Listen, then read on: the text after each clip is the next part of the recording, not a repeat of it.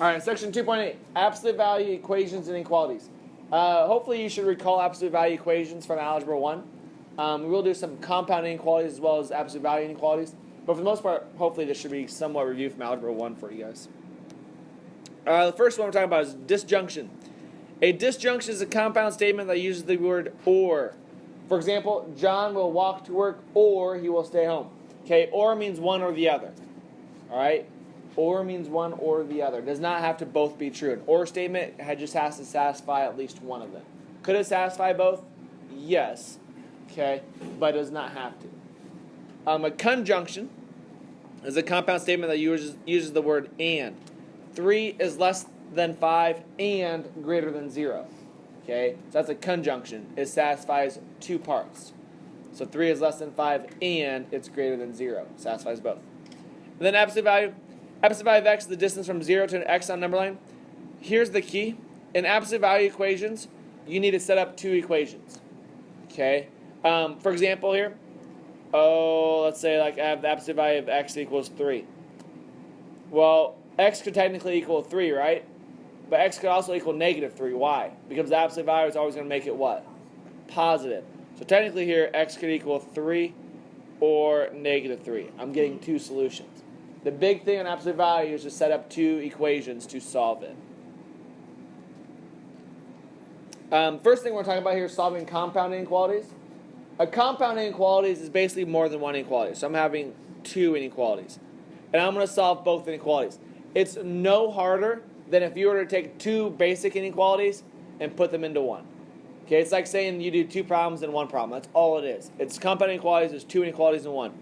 If I have x plus 6 is less than 4, I would solve for x. So I subtract 6 on both sides. X is less than negative 2. On the other one, 2x is greater than or equal to 8. Divide by 2. X is greater than or equal to 4. That's an or statement. Okay. So x is less than negative 2 or x is greater than or equal to 4. Again, it's just two inequalities in one. And statements now has to satisfy both.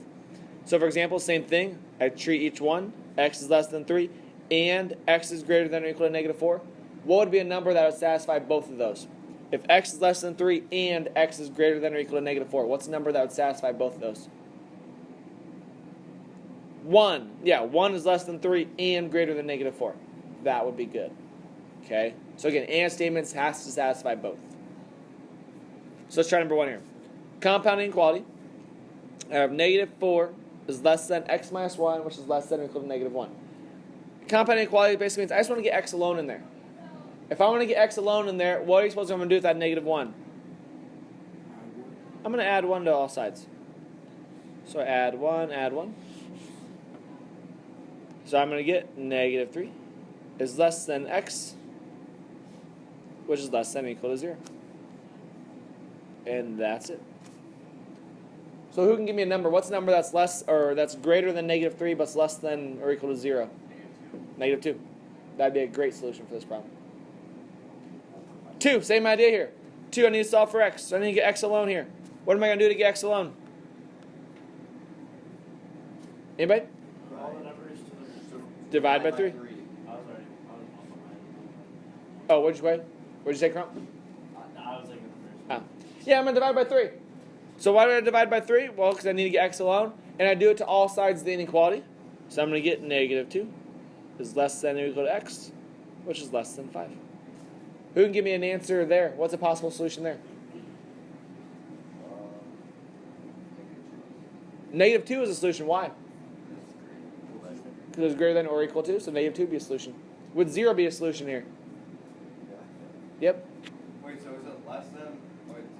So negative 2 is less than or equal to x, which basically means x is greater than or equal to negative 2, because you can read it the other way then as well.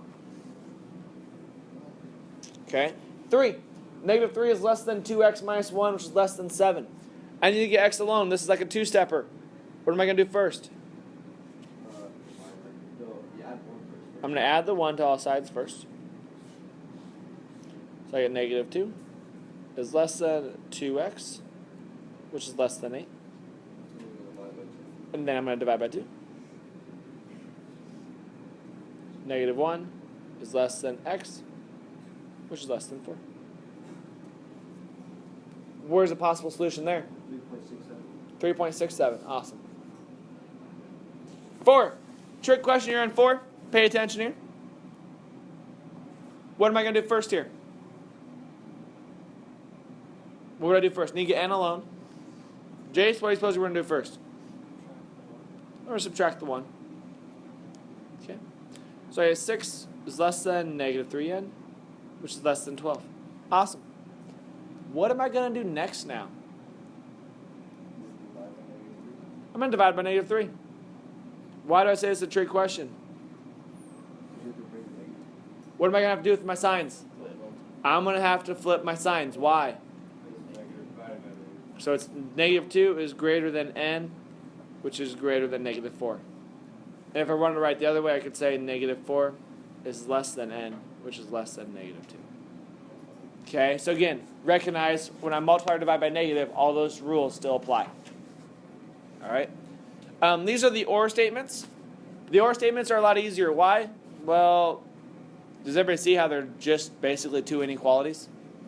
So I'm just solving each of them separately. So the first one, 4x plus 3 is less than negative 5. What am I going to do first to solve for that first one? Subtract 3. 4x is less than negative 8. What do I do next? Divide by 4. X is less than negative 2. Or, now I solve the next one. How would I do the next one? Subtract 7.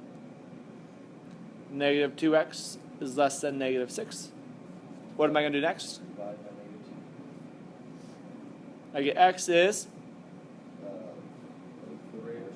greater than, because I need to flip it, 3. So it says x is less than negative 2 or x is greater than 3. Who can give me a possible solution here?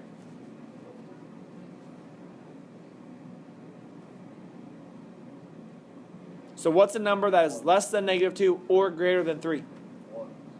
2.5. It's got to be greater than 2. It has to be greater than 3. 4. 4. Would 4 work? Is 4 less than negative 2 or greater than 3? Yeah, it's greater than 3. So an OR statement does not have to satisfy both. It just has to satisfy one of them. Would negative 10 work here? Yes. Yeah, negative 10 is less than negative 2. Would 0 work here? No, 0 would not work here. Why? Because 0 is not less than negative 2, and 0 is not greater than 3. Okay? So remember, OR statements just has to satisfy one of them. And statements have to satisfy both. Try number 6 on your own. Take a couple seconds to try 6 on your own. You can double date. 6. Negative 2x plus 7 is greater than 3.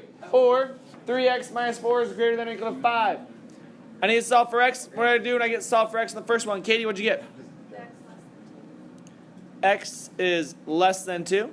Great. We flipped the sign because we divided by negative. Or, King, what's the second one going to be? X is greater than or equal to 3. Nice job. Who can give me a possible solution here? Would 3 work? Yes. Would 0 work? Yes. Would 2.5 work? Why? Isn't it less than 2? No. 2.5 would work. 2.5 would not work. Yeah, 3 would work. 0 would work, right? 5 would work. 0 would work because it's less than 2. So would 5. Right, Dennis? No? Yeah, well, it's less than 2, but it has to be greater than 3. Or. Or. Or means one or the other. Oh, so it's not to be both. It's or. Or just has to be one or the other. And has to be both. 5 would work. Oh, okay. So anything like that more than, okay. That's the kind of difference between the or and the ands. Alright. Next part here. Now we're going to solve the absolute value equations. So again, the key to these is we have set up 2 equations. First one, absolute value of x minus 7 equals 5. The first equation is always the same thing. So I say x minus 7 equals 5. The second equation, though, x minus 7, I'm going to set up to the opposite. So I'm going to say x minus 7 equals negative 5. And now I can solve both equations to get 2 solutions. So the first one, I add 7. I get x equals 12.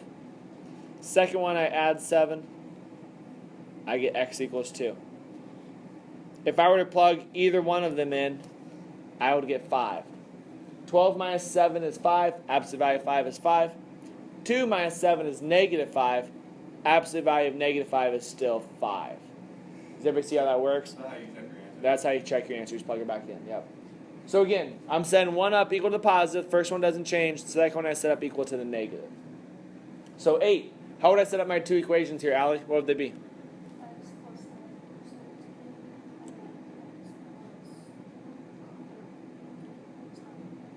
X plus 9 equals what? Negative 13, right? Nice job. So I set my two equations there. X plus 9 equals 13. I solve for x.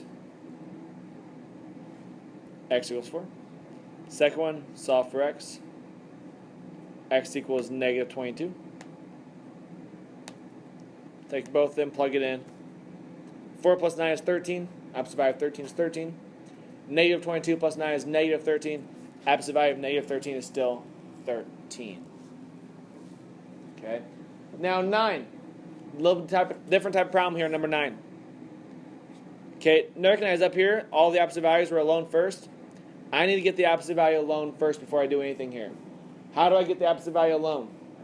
I would add 4 first.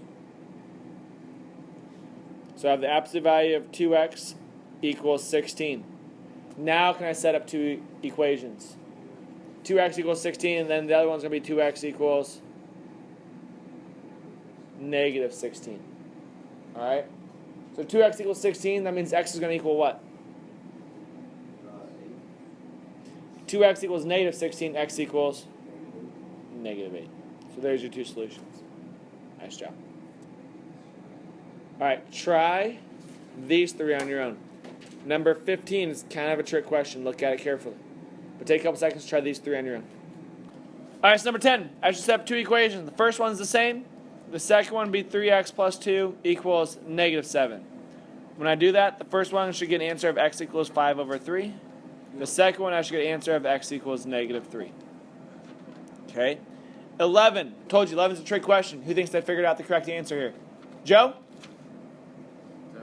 Nope. What?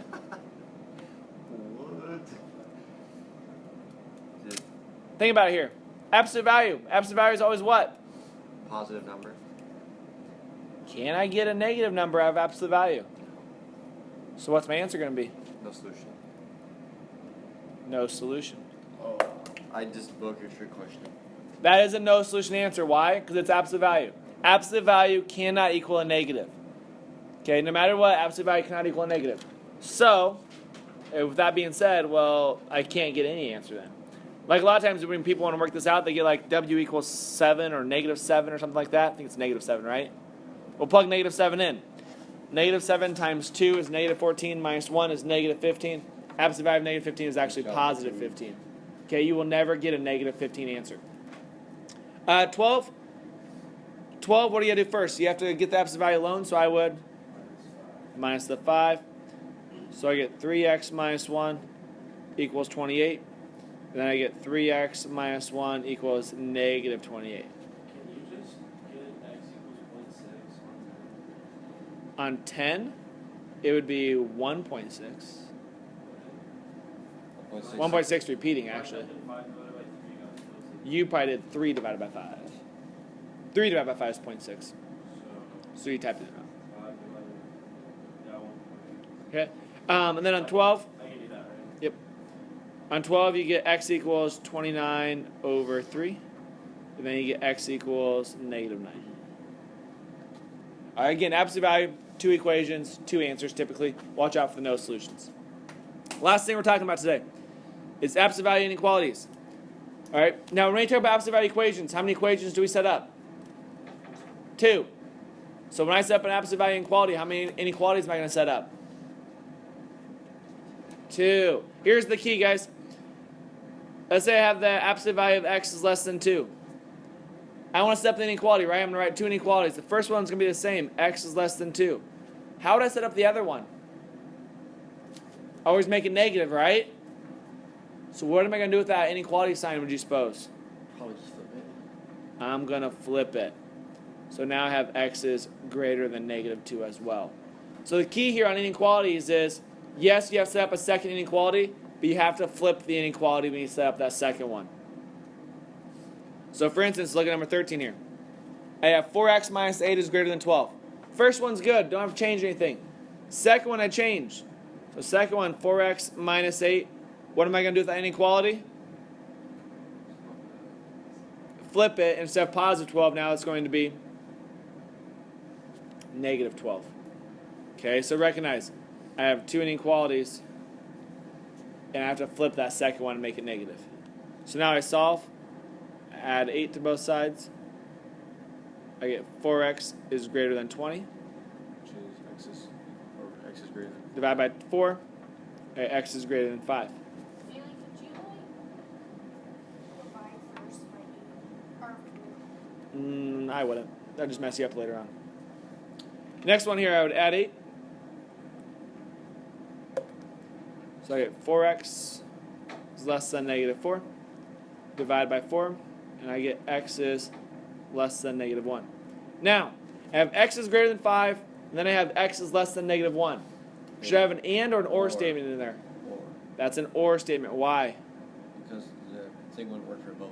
Yeah, you can't have a number that would do both of those. So when you think an and or, you just kind of got to look at it. All right, if it's x is greater than 5, then it's x is less than negative 1. Well, let's think here. Can I have a number that's greater than 5 and greater than or less than negative 1? No, so that means it has to be an or statement then. Okay, 14, kind of a trick question here.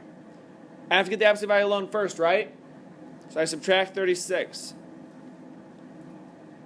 So I get the absolute value of 3x is greater than negative 24. Now, a lot of you are seeing that negative, and what are you probably thinking right away? Can absolute value equal a negative? Okay, absolute value can't equal negative, but here's the thing. Absolute value is always positive, right? Does everybody agree absolute value always comes out positive? So will absolute value always be greater than negative 24? So it's always going to come out positive, right? So it's always going to be greater than negative 24, won't it? This one is actually all solutions. Okay, it's all solutions because it's greater than negative 24. If it comes out positive, it's always going to be greater than negative 24. What if I were to say 3x? On that last problem, it always been greater than negative 15. No, because it was just equal to. That last one was just equal to. What if I had an absolute value of 3x is less than negative 24? Could I ever get anything less than negative 24? Can absolute value ever be negative? No. So if I had something like that, I would say no solution. Okay? So you got to check your inequalities and in what's negative or not. Last one. Absolute value of x minus 5 is less than 4. So the second one would be x minus 5 is greater than negative 4. Two inequalities. First one, I add 5. I get x is less than 9. Second one, I add 5. I get x is greater than negative 1. That'd be an and or. Can I have a number that's less than 9 and greater than negative 1? Wait. Can I have a number less than 9 and greater than negative 1? Yeah, 0, right? So that'd be an and statement. So, when you flip the signs, because x is minus 5, right? What? Like, so like when you're flipping like 4 to negative 4, Yeah. it's because it's x minus 5 and like 4x minus 8 on top one. Kind of. Well, Here's your assignment. Why